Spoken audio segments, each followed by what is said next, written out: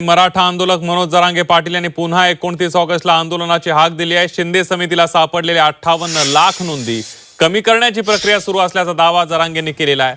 प्रश्न सोडवल्याशिवाय हटणार नाही, रस्ते जाम झाले तर त्याला फडणवीस जबाबदार असतील असा इशारा जरांगे पाटलांनी दिलाय।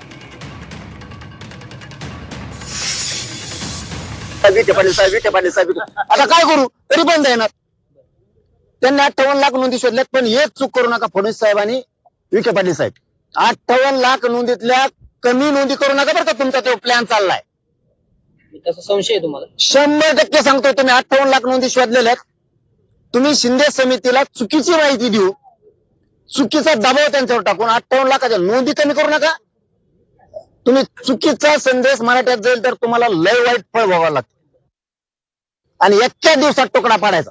आणि मराठ्यांना सांगतो, ज्यांनी ज्यांनी अर्ज केलेत, ज्यांना नोकऱ्याला दिल्या नाहीत, एसीबीसीतून, ईडब्ल्यूएस मधून, कुणबी प्रमाणपत्राचे अर्ज दिलेत, यांनी अंतर्वालीत येऊन बसा। प्रश्न सुटूस तर माघारी जायचं नाही, कारण प्रश्न सोडल्याशिवाय मी बी हटत नाही, तुम्हाला उठून देत नाही, आणि सरकारचं धोरण बघतो कसं आहे। आणि मराठ्यांनी जर रस्ते जाम केले तर याला फडणवीस जबाबदार राहणार।